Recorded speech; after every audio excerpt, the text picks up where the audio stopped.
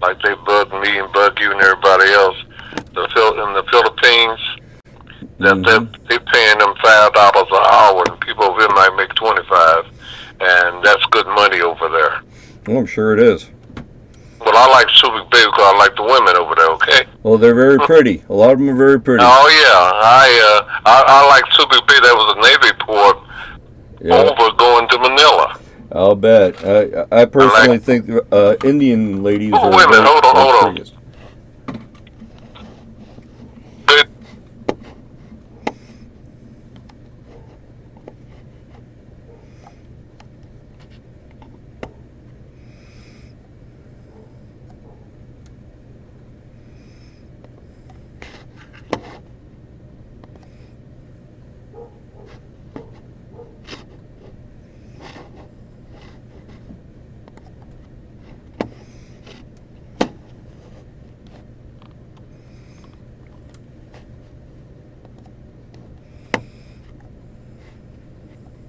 Owen. Yes, sir.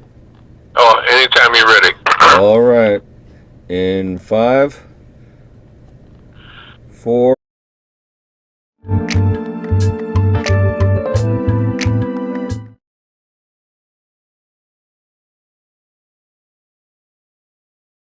Today is Saturday, February the 5th, and we'll start out. We got a tremendous show dating back to the slavery days and to the skill labor field that exists today. And we're very fortunate to have people from the Kansas City Labor Local 264. So, are you with us yet? Hold on.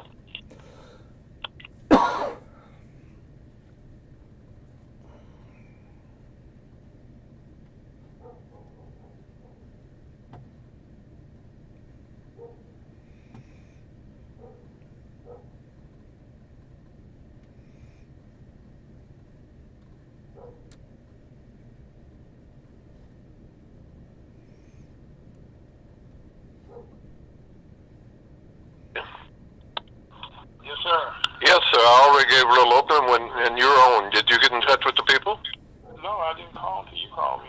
Oh, okay. Well, I'll get started right now. Okay, sir.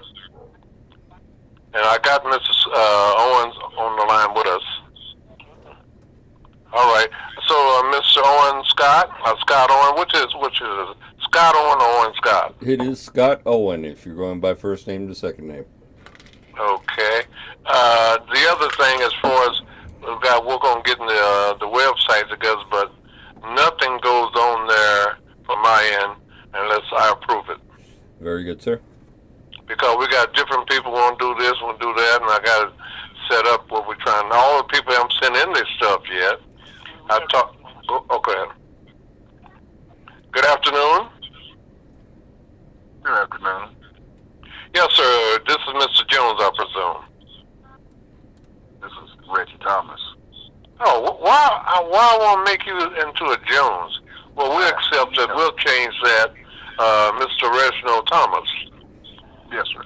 Now, do we have Miss Kirkendall on the line yet? I don't go that fast.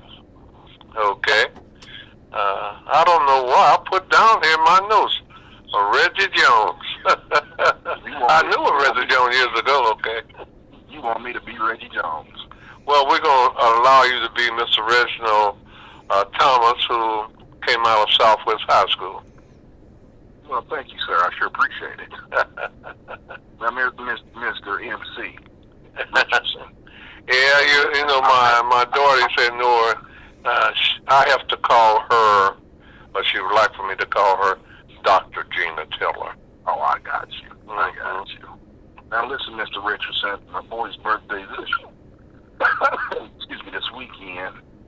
I may have to jump off here. I may not be able to do the whole segment. It goes real fast. Okay. But I'm quite sure we can carry on, but we want to get as much possible of what 264 does and being a skilled trade, and just want to get that word out to Kansas City. Some might know, some might not know, but if they don't, we're going to, based on your experience, they will know.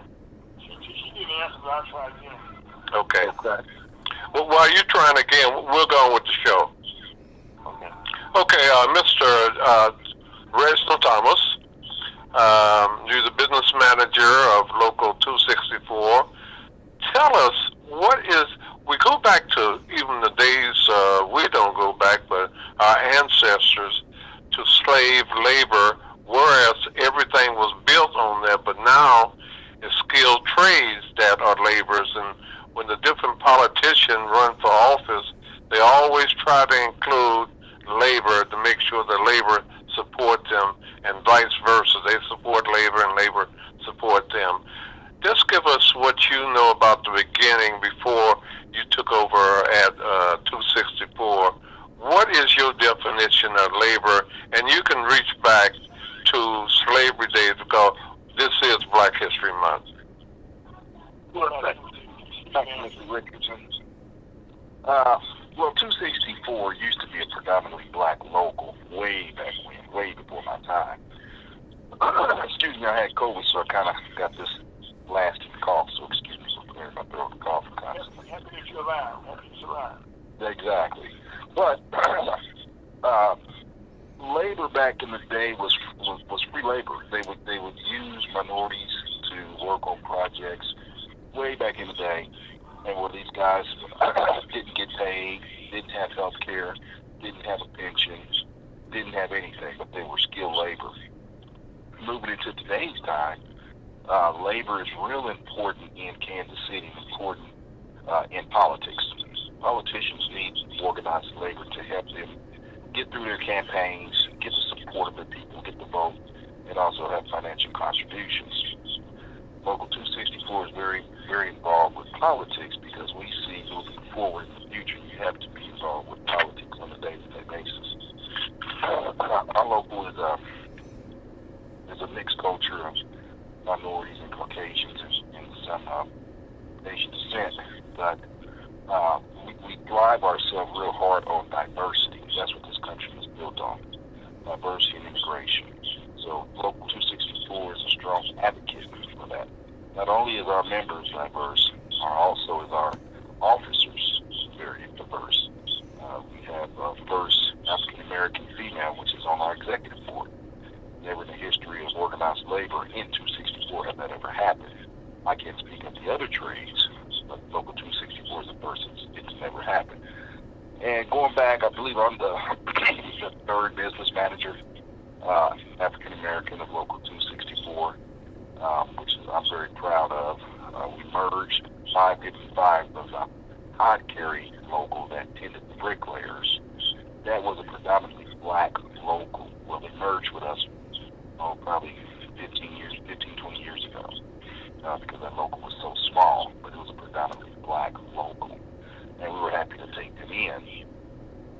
But 264 has been around in Kansas City at our 100-year anniversary, probably maybe 5-6 years ago, and it's been around a long time. And the gentleman before me, Les Williams, was an African American, was a real strong advocate in Kansas City and a strong supporter for working class people.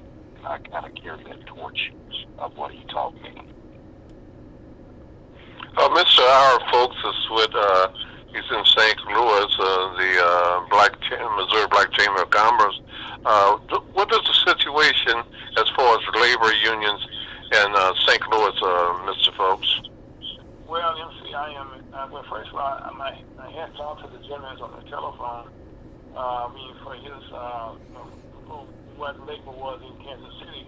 Here in St. Louis, I got involved with the Patriots Local 688 about 1971, where I was working for 3M in the warehouse there, and I became, was elected to be the what we call it, the president of our local. And from there, I was introduced to the St. Louis Labor Council, which supported Local 688, which probably was one of the largest unions back in the days.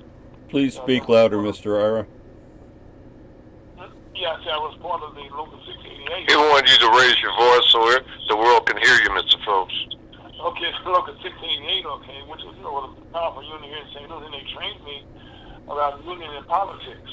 you know, and so I got my start in politics by being around Local 688, you know, and then from there I was fortunate enough to group up, you know, eventually together, you know, and I went to the Coalition of Black Trade Unions Convention years ago, which was the first, you know, collaboration of most unions getting together as a team. And from there, I was able to, you know, start to the St. Louis Liability Teachers in St. Louis, and organize a local there, part of local 2 IBEW. And the rose of the ranks here become like, you know, the first black organized on a part-time basis. But there, I actually got really into the organizing, you know, with labor and politics, where we actually, you know, labor was the person that provided the actual people knock on the doors to get the people out, and that was the backbone of most politics nowadays. Nowadays, is you got a local union backing, okay, you got people that hit the street and make the calls from you in the call center. Am I right, Jeff? Yes, yeah. Has the young lady, Miss Kirkendall, joined us yet? No, she had called in yet, Ken. She called me too. Okay. We're talking, if you just tuned in, you're listening to Guess Who's Coming to Kansas City. This is our first day and first show for Black History Month. We're very fortunate to have Mr. Reginald Thomas, who's the business manager of Local 264 in Kansas City. And we got a person that's been around a long time, worked labor and got involved in the city of St. Louis and surrounding areas. So we just kind of open up, whereas this show is heard on YouTube, Facebook, Apple TV, which is a local product of T-Mobile. It's also on Smart and iPhone, and the podcasters broadcast in 5 different countries every Saturday from 5 to 6 p.m. So we're happy to have Mr. Thomas and what they mean to this city, what labor means to the world. And all the different countries, say, going back to slavery with it as free labor, but a lot of other countries, when they won their battles or whatever, you can talk about the Vikings, you can talk about when they claimed Columbus discovered America. That's really something. But on the same token, labor has existed, and it's a primary function of getting things done and getting places built, whether they do it for free or they pay them. But now, under the leadership of paid labor now, Mr. Reginald Thomas might repeat some of the things about Local 264 and how would a person get involved? Do you have apprenticeships or what have you? And what type of laborers are you talking about? Normally, when I would work for the Kansas City plant, the labor was the first one to go on construction site. And then the labor was the one that, after everybody completed their job, roofers, painters, or whatever, they would make sure everything is cleaned up and on target. Is that right, Mr. Thomas? Yes, Mr. Richardson, you're right. And you took a lot of things I was going to say. Well, I didn't mean to duplicate what you were saying, but what I did is that we both from the same track. So you can repeat it because people have a right to know. Well, one way individuals can get into labor, we do have an apprenticeship program, and it is a 3-year apprenticeship program.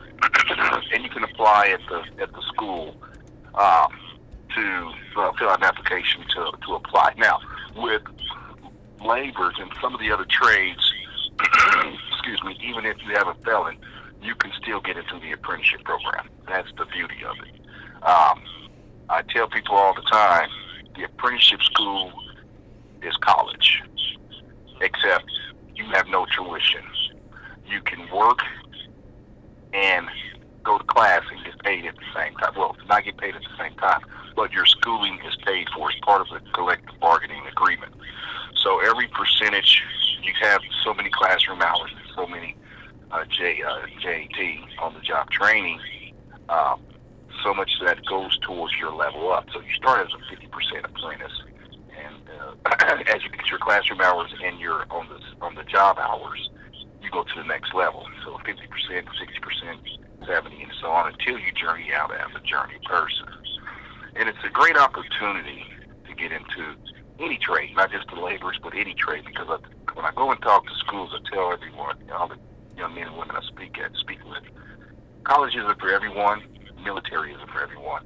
But in today's time, you have to have some type of skills to set you up as you go through your career. And getting to one of the skilled trades is the best opportunity. But you have to condition yourself, because in construction, you got to deal with the elements. There's times you may get laid off. So you have to really understand that. Don't just get in construction because of the money, because there's really good money in construction. But you have to take the ups and downs with construction just like anything else. But it's a great opportunity. If you're good with your hands, you like working outside, it's a great opportunity. And not only that, you would have a health care, a pension. And pensions are almost a thing of the past nowadays. And those are things that are very, very important moving forward. Healthcare costs is continuing to go up. So if you have a family, you need healthcare. So the trades offer a lot. That training, healthcare, pension, it's a great opportunity. And young men and women getting into it now at a young age don't understand how important that pension is. When you work in this field for 25, 30 years, that pension pays off, because a guy can retire to the laborers at any age. He could be 48 years old. As long as he had 30 years in and had his pension credits, he can retire with full pension after the laborers. And that's unheard of in most places. Exactly. Totally. Have we been joined by Ms. Crookendall yet? No, I haven't. I'm continuously trying to get on. Okay. And see, one of the things that Reginald brought out there, that I've been a proud labor member for years and years, okay, and I have advocated to young people, because there's an organized with IBW local too here, which is a local there that deal with outside lighting and anything outdoors. That was pretty much what local two dealt with. Your cable, your street lighting, anything that's outside your overhead, those big power lines and stuff like that.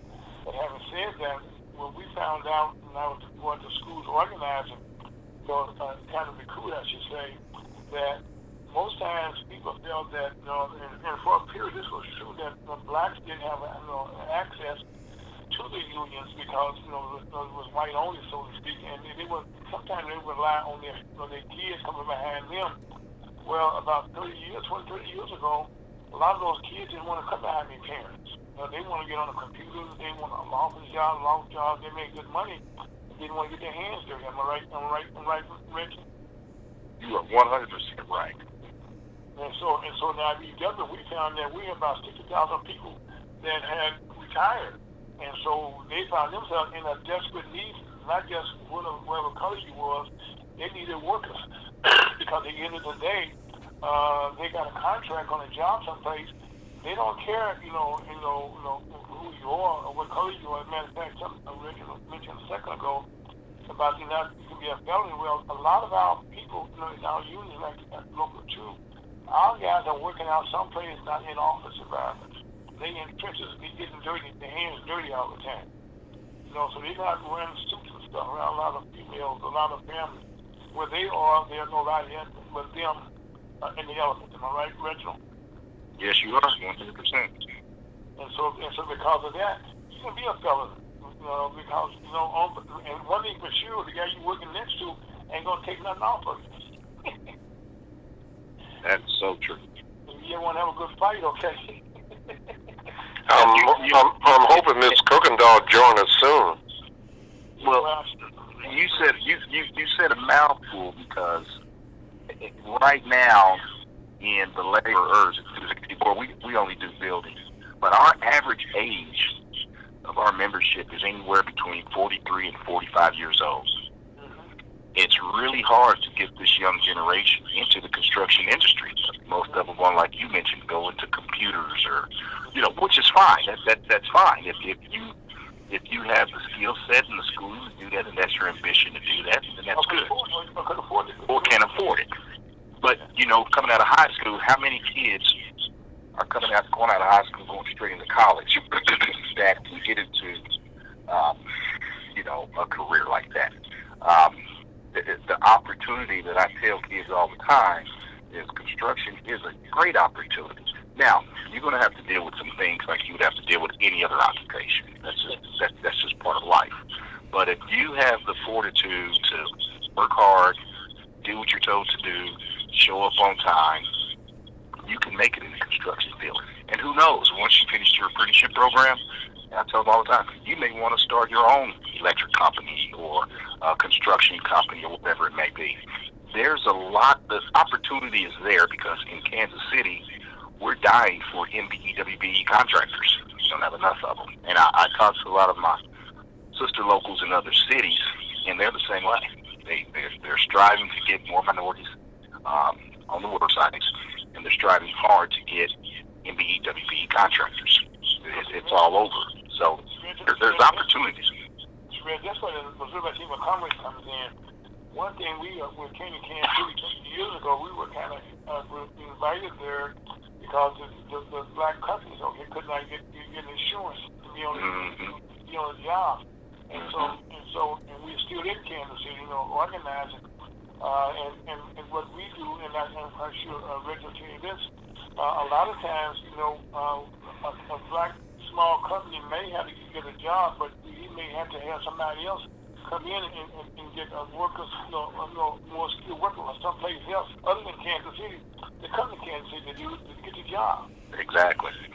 Exactly right. When the chamber comes in, we can work with you, and pull people from around the country, and other locals in other cities, okay? Because right now, most contractors, who do that type of work, they travel where the work is at. Exactly. Always based in your hometown all your life. Sure, that's true. I know you was talking about the electrical contractors and the one you're talking about traffic lights, the overhead lights, outside lighting. In Kansas City, that's a local 53. The other electrical company is local 124 that does all the commercial type and some construction. Even they got the residential type people, but those are the electricians that handle that. The way that works, local 2 has the eastern part of the state of Missouri. The one you mentioned, 53, they have the western part of Missouri. And they do, and that's why it's divided up into those two, between those two locals for the whole state. And also, one of the things that happen right now, that all these ice storms that's taking place, all these down power lines that's taking place, it's those union people coming to town, okay, that's putting those people back into operation. That's cutting those power lines, like most of your utilities. I think it's Kansas City Power there in Kansas City, where most of their guys that work up there are union guys, okay, on those contracts. That's doing their work up there. That's like when there's a snowfall someplace, you got to go in and cut the lines out, okay.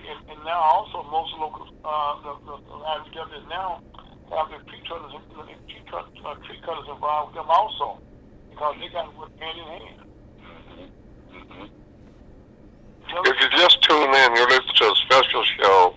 It's on, we're talking about labor. We're talking about local 264, local 2 in St. Louis. We're talking about the people that get in there, get to the job started. But also, we're talking about where during slavery day, that was free labor, but now it's a skilled trade and a very lucrative time, like on construction or what have you. Well, we encourage people with the United Minority Media Association to get a degree and a trade, because you can't take one thing about the trade or the unions or construction. They don't have to pay back that $100,000 loan for the going to school, because you get your apprentice, you get paid. But I wanted, before Mr. Thomas said that he had another challenge. In fact, he got to be at a birthday situation, but I wanted to make sure that we get into, as it relates to labor, outsourcing. What do you two guys know about outsourcing? It started in 1981.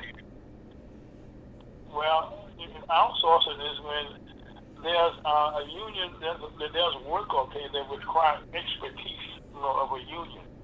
And that's when people try to, the company that has the work, try to go someplace and find somebody to do it cheaper, at a discount rate, as we like to say. Because when a journeyman, local, we do some work, okay, the work is guaranteed for life. I mean, cause that's how we kind of stick our claim that, that we proud of what we do. And if you outsource something, the company may be around for a couple of days. Like we may be around, during the ice storm, but after the ice storm is gone, they may disappear. Am I right, Reginald? Yes, you are. You're 100% right. And we want you to, what is your definition, or how do you see outsourcing working? I know it's something that we'll go further into this, but what is your definition, or what is, in your opinion, of outsourcing? Well, when you're saying outsourcing, are you also speaking of outsourcing the work where contractors are coming in, doing the work that are from other areas? Just outsourcing this work? It could be that, but I can go right to the point that U.S. Bank and also T-Mobile, and they outsource to places all over the world. It could be India, it could be South America, it could be South Africa, it could be Mexico, but mostly the outsource that I'm in contact with is in the Philippines. And for comparison as far as wages, my understanding that the Filipinos, that country, they get paid $5 an hour, and that could be a lot of money in the Philippines, but that doesn't come close to the money that is paid through the unions here in Kansas City. Now, both of you can expound on that. Yeah. I'm sorry. I just said, we just said cheap labor. That's what that's a definition for outsources is that, you notice now a lot of those companies that are bringing the work back to this country, because we all experience those people on the phone, you can't understand what you're saying. But that's because those countries right there, they could care less about the quality. Of the workers. It's only of the product that services they're providing. And I know, originally in Kansas City, you guys, one thing you cannot outsource is labor work that we're doing. We talk about electricians cannot outsource our work to another country. Because ground is only in this country. You can't replace that. There are things that had to be done by unions and stuff like that. And that's what makes us so strong. Am I right, Richard? Yep, you're right. I look at outsourcing also in this aspect to it. I may have a different definition of it, but outsourcing to me sometimes could be non-union contractors doing work that I'm here in Kansas City doing a hotel, and have guys from Texas that can't speak English language. That's outsourcing. They're paying those guys cheap labor.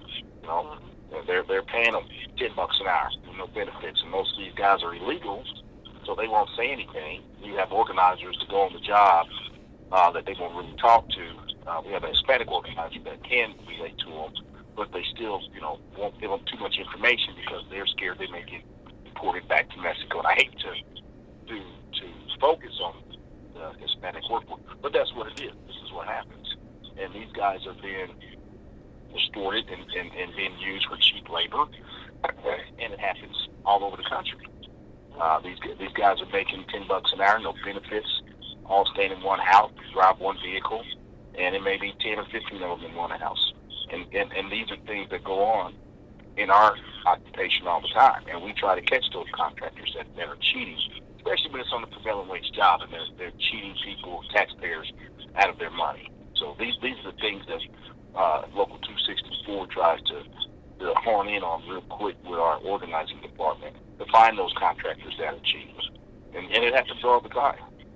So yesterday, I'm proud to say that President Biden signed an order, a bill saying that with all this good money that's coming down the pipes, anything over $30 billion, okay, any project that they have to use, has to be prevailing wages, you're using a company doing that work. And that'll go a long ways, okay, of preserving the proper work being done and preserving the likelihood of our workers to work for quite a while. Am I right, Mr. Reggie?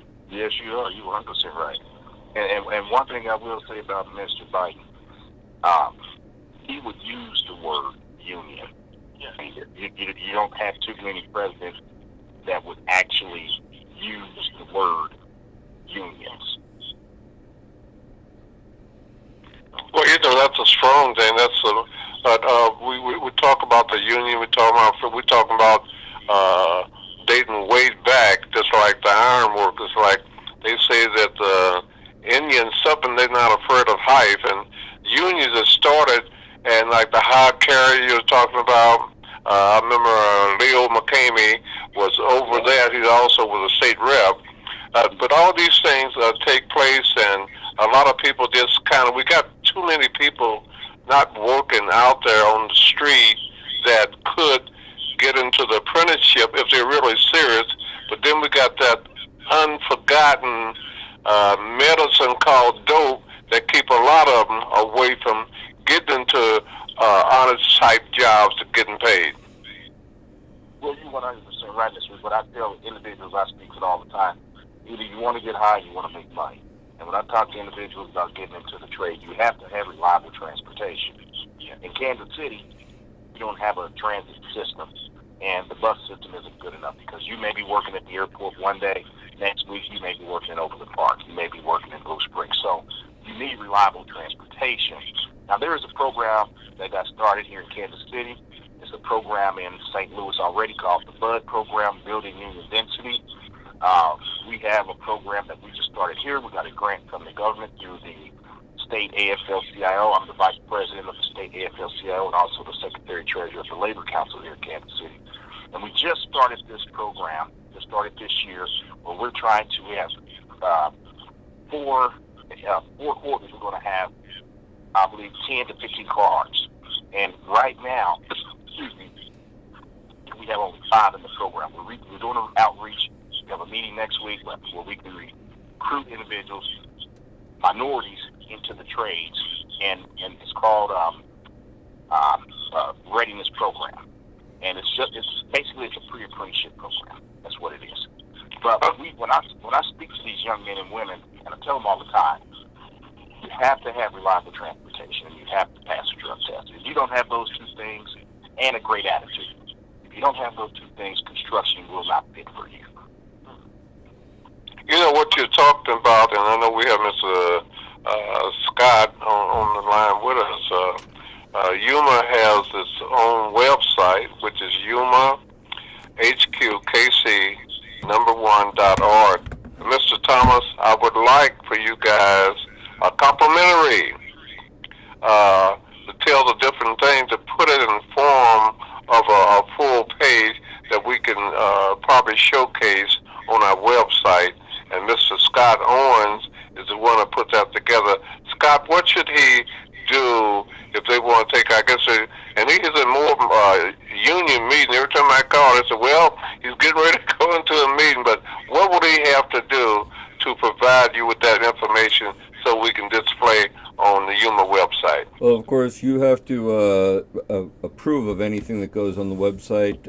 So if you send it to me on my email address, voicemails or voiceovers4you@gmail.com, I'd be able to put it on. And Ms. Thomas, I'm offering you that opportunity as we speak on the different places that listen to us. And I don't know, you should remember the Kansas City plan, don't you, Mr. Thomas? Yes, you and I talked about that. Yes. Right, yeah. I was. That's where I was born, and I was very highly visible. I was doing a magazine called City In and Out, so the people felt that since I was doing media, I had a good opportunity to reach people that they were trying to attract.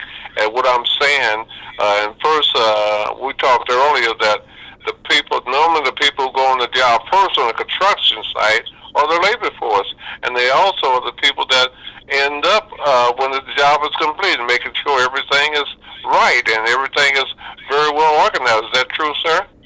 That is very true, Mr. Richardson. Well, we allow you to have some input in this. And Mr. Howard folks, he's been laboring for all his 70-plus years, okay? No, I've been very fortunate, okay, that most things that I do, I keep labor, in the principles that I learned with labor, okay? When I go to negotiations, as Rachel will tell you, I was trained in negotiations. If you're not in a room the first thing, somebody got to leave room to make a decision. You went the wrong somebody. Okay, you're not negotiating, okay? And so I use those same principles, okay, when it comes to business with the Muslim Chamber of Commerce, the things that we do with our members and stuff, at the project we have now down in Haytown, Missouri that we're working on. And unfortunately, we do not have a lot of black companies, in the state of Missouri. We kind of, we're behind on a lot of stuff. Yes. And a lot of stuff, okay. And that's one thing when I started the chamber, when the goal is to try to, change those opportunities, change those conditions, I should say, where we can create some black companies, okay, which in turn can join the chamber, which in turn can hire black people and create a black economy. That the dollar can stay in our community a couple of times over, and that's the whole idea of the chamber is to create opportunity. That's when I came to Kansas City, worked with the city there a couple of years ago. We got kind of double crossed, okay. But our goal was we brought a company in that was able to create a program in Kansas City where all the companies there in the city of Kansas City still would have a program where we would be behind creating opportunities, for companies, minority companies to be insured, to be able to get insurance, security insurance. So when you go on a job site, when we talk about insurance, we're not talking about getting like car insurance. If a black company go on $1 million job site, they can't even have $100,000 worth of insurance. They got to have a couple $1 million worth of insurance depending on the size of the job. If you're not properly insured, okay, because if something goes wrong, you mess up something, okay, that whole job site's going to sit down. You got to be in the next push field. You insured, or they're insured if you do something wrong. Right. And that's why we say, getting insured. We're not talking about just something like a car insurance, your house, house insurance, or car insurance. We're talking about, security bonds and stuff like that. Means that if something happens in the millions to millions of dollars, you got to have that type of insurance. You got your contract. You got to. They want to make sure that you insure up to how many millions of dollars. And if you're not insured up to those millions of dollars, okay, and like most things, okay, you got to be able to qualify to get that insurance. And also, I'm sorry, go ahead. I was just going to say, a lot of times that's the problem with minority contractors. They can't get bonded or insured, and that's some of the issues that they run into a lot.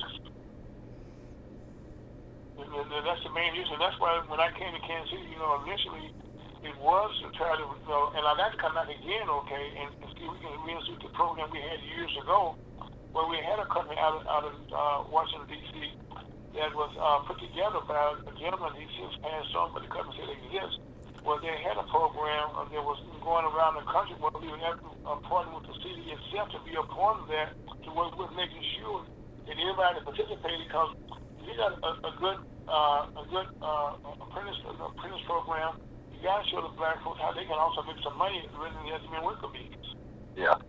I mean, most white companies, who got started, they got started working with somebody else, but when they got off their job, okay, they couldn't get insurance. That's true. Yeah. And right now, if our people get off a job, they can't get no insurance. That's true. Unless they work for another white company, okay, then they get insurance. But as far as black, and that's not just in Kansas City. Right. All around the country. I'm not saying this is just something here in Missouri. Sure. But here in Missouri, it's even worse than most places. Okay. It is. I agree. Because here in St. Louis, we got some major projects out here. And sure, they have a few black companies, okay, they always going to make a qualifier. But when you dig down deep, sometimes you figure out they're not totally, they good old boys with the good old boys. Exactly. And that's why even with my company, I don't want to be known as minority company. That means you want to qualify for, when you say minority companies, you're a certified minority, you're going to qualify for 25% of the contract. Just because you read out a contract, you're going to qualify for 25%. I want to be known as a black contractor, and I qualify for whatever I can get. I qualify my workers deal for 100%. Give me 100%, baby. If I give me 85, give me 50. But not just that. I want to get the civil side. It's only 25%. And that's what all black folks have to fight about. That would be certified. well, how do we get minority MBEWB contractors to where they can get the bonding or the insurance that they need? And also, a lot of the small minority companies struggle because they can't get capital. That's another issue that a lot of these companies have, because when you're working on a construction project, you may not get paid from that general for 60 days, 90 days, some cases. You know, longer than that. Well, longer than that. Matter of fact, Richard, we should speak, okay? We have put together. I have. Well, anyway, there's a problem, okay? There got to be a solution. And I've been a problem solver. Most of my life. And that's why there's through the National Chamber of Commerce, we have resources that can address and say, we came to Kansas City, okay, with this in mind, and we have put together a program, we're ready to move, okay. But at City Hall, we got double crossed. I'm going to tell NC knows that, what I'm talking about. He's in the meeting when the man admitted, okay, that he double crossed us. He was sitting in the meeting and saying when it happened to us. You know, and he said, yeah, I double crossed you. And matter of fact, I said double crossed. Rather than do it for the whole city, he went and got a couple of his budgets together and did his budgets, and not the whole other black contractors out. Have you ever dealt with the Black Chamber of Commerce here in Kansas City? Yes, we can. Well, yes, we have tried to work with them. Now, see, we over the Missouri. I'm on the Missouri Black Chamber of Commerce. That means any chamber, not any local chamber. You know, I work with all the local. As a matter of fact, we work with them briefly. Okay, we brought Miss Black America to Kansas City. Okay. And so we work with anybody that want to work with us. You know, matter of fact, on the Heartland, I just talked to the young lady that's in charge. A couple of months ago, we were together up in Gift City, in a conference there, and we had agreed, you know, to get over what happened with the Miss Black America contest, and there's work to be done. Blacks don't have nothing, you know, to be fight with about nothing. Okay. Right. Okay, and so we try to work with them there. Okay, and we have resources that we can bring, and that's as a matter of fact, that's one of the reasons we were created. Okay, was to help black corporations get the resources they need to move up and qualify to do bigger jobs. Yeah, we need to talk. We need to talk offline. Yeah. Maybe next week and see what we can do, and I can probably introduce you. And you probably already know the people I'm thinking of. I won't say their names on the air, but we'll talk offline. No. And as MTK, I'm willing to work, you know, with anybody that I can mess up. We still done things in Kansas City. You know, although, you know, we were, you know, kicked around, but we still didn't go away. We worked with Toyota there. We worked down with Bob, you know, at the baseball museum down there. And Bob Kendricks. But we continue. We have been continuing doing things in Kansas City, okay, where we could. Okay, makes sense. Come to our home, okay. This is my state, my home. So I just move on to another project. Okay, it's like one stops up, you got to go someplace else and keep on. Sure. That's good. I guess this is MC Rich. I guess not to be braggadocious, but I will be braggadocious. Jimmy Woodley and I was the one to conceive the Greater Kansas City Black Chamber of Commerce. Calvin Perry and other, I think, John O. Webster, they kind of got a hold. They run it now because they're working on a project out to KCI. I understand they're doing pretty good. But a lot of people just didn't know my experience or my background dealing in construction, although the only time I really had hands-on construction was on the railroad, the Santa Fe Railroad in Argentina, where I started to be an electrician apprentice, and you had to get at least, let's say, 130 days for probation period. But they waited until a week before I would have got into the apprenticeship and said I wasn't qualified. But after that, they got a Fred of the suit, so you have they got to recruit all kinds of noise. But on the construction deal, the young lady, Arlene Martini, is on the board of Yuma. She is a cement finisher by trade, and she was the first woman to head up the Greater Kansas City Building Trades Construction Union. And she's doing and one of her deal, at least, is that she was always pro-minority and women. And of course, she's my member. I've been knowing her since she was 19 years old. Her father was a journeyman cement finisher. That's how we connected up with the Kansas City Planning and Building Training Center.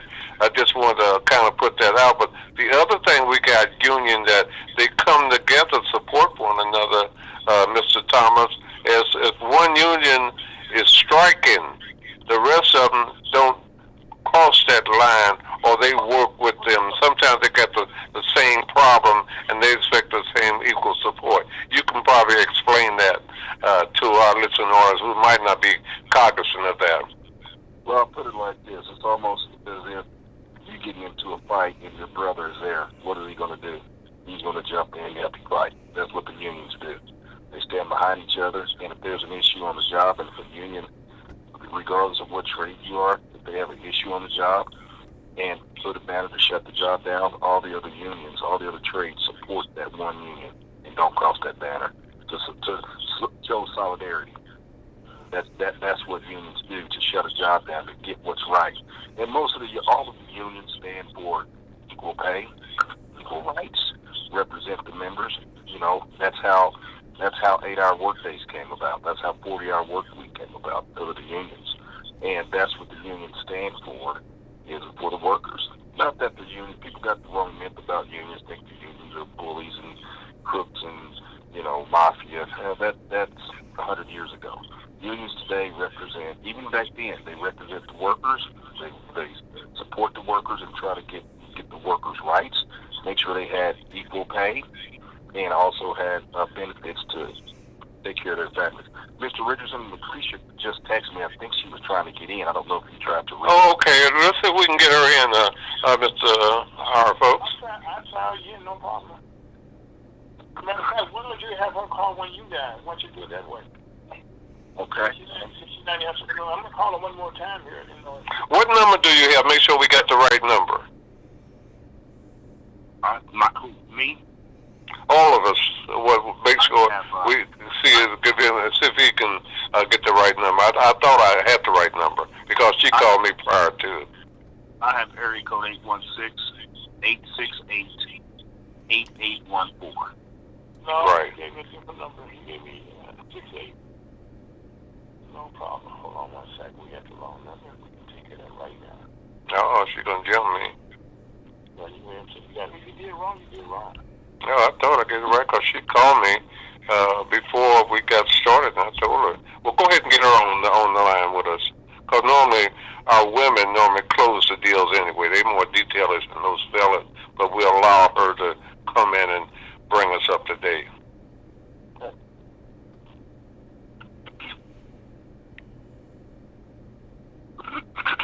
First of all, she is here, and MC gave me the wrong number. And I apologize because she called me. So, Miss Kirkendall, I hope you've been listening. So, kind of bring us up to date in the role that you play in with 264 and women working in construction. Do we have her? I think he's trying to get her now. Okay. No, she hold on a second. She was here a second ago. Well, I don't know what happened, but let me try again. Yeah, y'all can't blame that on me just yet. No, that time wasn't on you, MC. Yeah, we got about 10 more minutes. I know Mr. Reggie he's going to buy 2 or 3 presents for the birthday party. We need to, I think this is a very informational type show, and the public has a right to know. We need to get more people involved, learning what they should do and how to do it correctly. Do we have Ms. Kirkendall yet? Yes. Yes. I'm sorry, Ms. Kirkendall. They said I gave the wrong number, so since there's 2 of them and 1 of me, I'm outnumbered. But kind of tell us about your role. What attracted you to getting into labor, and how does it benefit being a woman and being in labor, and especially 264? Now, my aunt, Esther Bridges, she's no longer with us. She worked down when Woodley had the contractor down the Fairfax Inn, and she was in 264. Oh, okay. I love the money, first of all. I love the trade, and it's an honor to be in Local 264. I joined in 1996 and was on a concrete crew, and basically just started getting out in the community and started volunteering, helping out and telling other women about the trade. Well, I know you got more you can say on that, but no, we're talking about, this is Black History Month, our first show is on labor. Well, Ms. Richardson, let me say this about Lucretia Kirkendall. She went through the apprenticeship program with Labor's 264. I remember her first day on the job. She comes from the inner city. She worked every day. She worked for one of the largest general contractors in Kansas City, J.E. Dunn, and she made a career out of being a laborer here in Kansas City. Lucretia also is an executive board member, first African American woman executive board member for Local 264. She also is going to get on a committee in Raytown, city of Raytown, where she's going to serve on one of the boards in city council. And there's a possibility she may end up running for one of the city council seats. So she's very involved with the union and very involved with politics. She also helps work in the community when we have certain candidates that are running. She get out and walk for them, do phone banks for the contractors. She mentor women that's coming into 264 to kind of guide them in the construction industry. If they have questions or problems, you kind of talk to them, because you know how it is. A female can talk to another female. So she relates to them, talk to them loud and loud, tell them the do's and don'ts and what to expect in the construction arena in 264. And she's a very strong advocate and a strong supporter of the union. So I take my hat off to her, because she gives back to the union. She's not a member that wants things from the union. She gives back to the union. So she's been involved in every aspect of the union. All I have to do is call her. She'll volunteer at any given time, because people got to understand, your union is only as strong as your membership. If your membership's strong and support your efforts and needs, you have a strong membership, and she falls in that category. Well, Ms. Kirkendall, I think that was adequate. Maybe that accident of the wrong number worked out real fine, because you come in and you're the anchor of this show in the short time you're on, but you provide so much information now. Do you want to agree with Mr. Thomas, or you got something else you'd like to add? Yes, I just, like he said, I came from the housing projects. I started in a pre-apprenticeship program, and when I got in, I didn't have a GED, and so when I got in, I took that opportunity to better myself. I got my GED, and I just got out there and I worked hard, and so that's all I can say. If you work hard, it pays off. If you come out there and you don't, give back and stuff, it just works out if you just try to help people and be there and support people, and then I just like what I do. I like giving back, supporting. It's just, man, I don't know. It's just an honor to be a part of Local 264. I hope we didn't leave everybody speechless, because you can say something. I know we got a short time longer before we have to go off, but we need for people to speak up. We don't need any, they call dead air with the media. We need people not saying anything. No, I commend her, MC, because one of the things that we all advocating for, as Richardson said, to get more women into labor, because right now women always have been involved when they were with their families in some kind of way, and so it's just now it's time for them to step forward and it's equal pay for equal work. And so you know, and see, a lot of women can outwork a lot of men. I mean, so it's not that they can't do the work. And plus, they bring skills to the job. Some men don't bring to the job. They know how to organize better than some men do. You know, Reggie, we have to agree on that, don't we? I agree 100%. Yeah, because I got out there, Mr. Richardson, and I worked harder than the guys and stuff. My work spoke for itself because I've been in 25 years, and I've never been fired. You know, I just always got out there, and I'm a skilled laborer. And I know my work and stuff, and I try to encourage other minority women to get in and stuff so they can provide for their families and make a good living wage with benefits. And so, I mean, and it's good wages. Really. Okay, you know, everybody's speaking about the money, and you can be at liberty to tell us the hourly wage, or Mr. Thomas can tell us. And also, I know when they set aside X amount of cents that people can have a little vacation check or whatever. A lot of time people get that. When I was working in that, it was on December 10th, right before Christmas. Can anybody talk about that?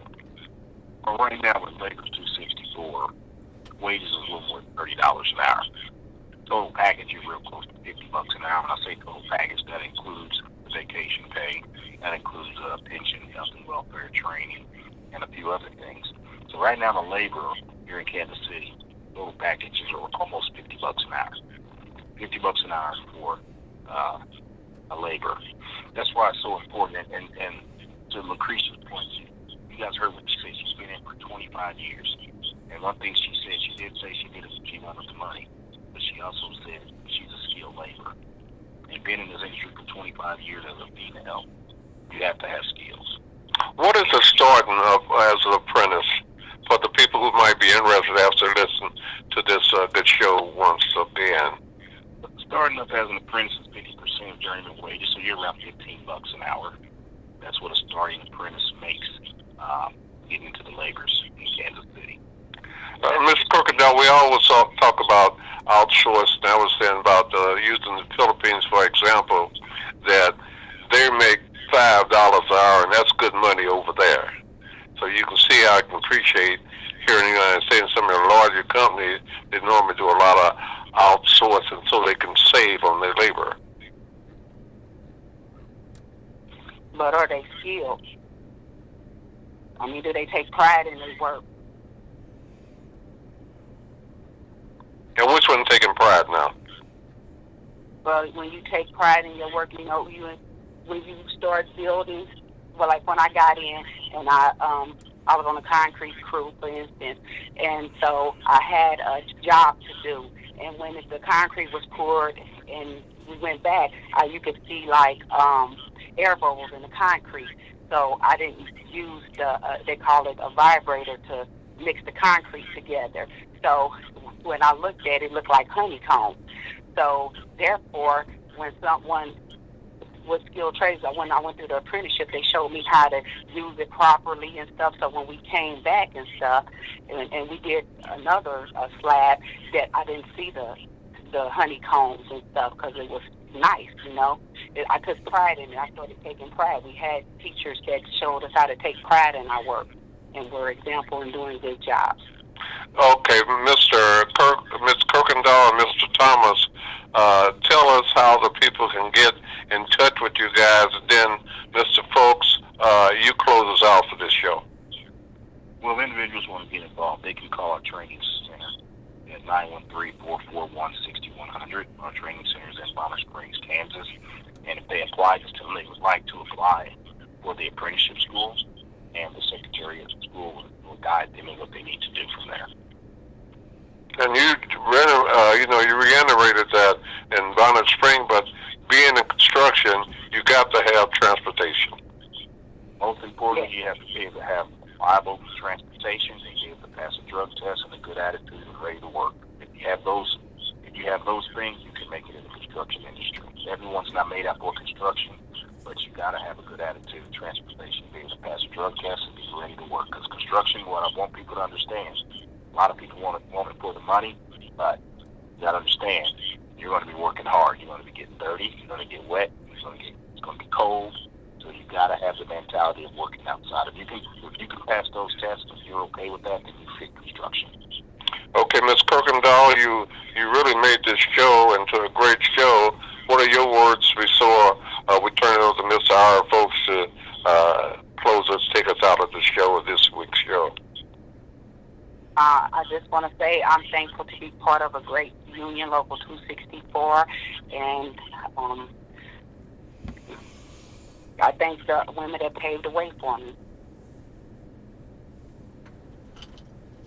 Okay, Ms. R. folks, tell people how you can be reaching, take us out of the show. Well, first of all, I'll make this real simple. You can contact MC Richardson. You get a hold of me. He knows my whereabouts 24 hours a day. But I'm proud to say that the union's got me involved, and they taught me the basics of being fair. And one thing that I have to say before I go here, we are always proud of our women. When it comes to strikes, okay, they always going to vote the right way. And they're never intimidated by most practice. So a woman is extra careful and extra prudent when she makes a decision. And that's something that most men don't do. And that's coming from a man. Well, to reach me is 816-822-8866. The cell number is 816-694-2273.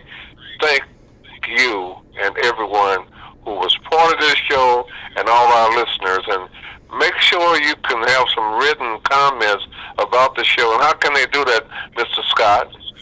Well, they can go to the Facebook page and comment on the video that's online. They can come to. They can contact us at gm@FergusonUSAHotTalkRadio.com, or they can get in touch again with you, Mr. MC.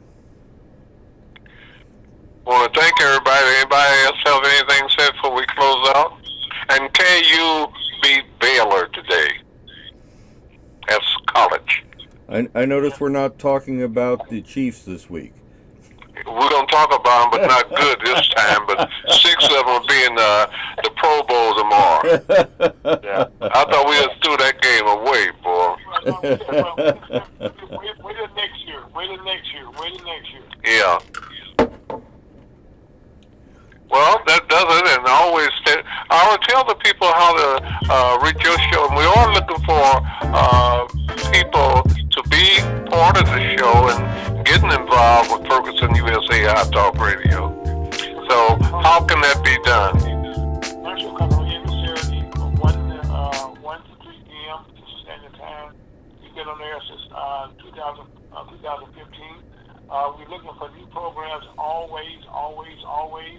You need your own radio program that's going to advocate for what you're doing. It's called Scott Owens, or you can get a hold of MC Richardson. He can direct it to Scott. So we'll make this real simple. Contact MC. This is guest who's coming to Canteen on a beautiful Saturday here in the state of Missouri. I like MC. Thank you. And times who go and chill out and say, man, that was a good show, and tell your friends to get on the show. When I say get on, listen to the show by going to Ferguson USA Hot Talk Radio. We need more people to, just like labor. The more people you got who's got the same mission, the stronger you'll be. And that's what we want to become.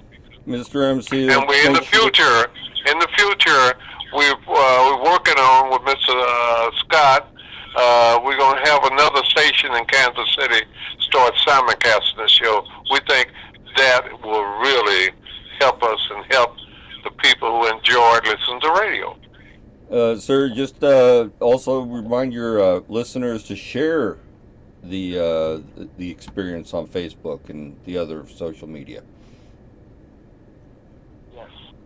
Well, Mr. Richardson, great job. It's a pleasure being on the radio. Thanks to the other gentlemen.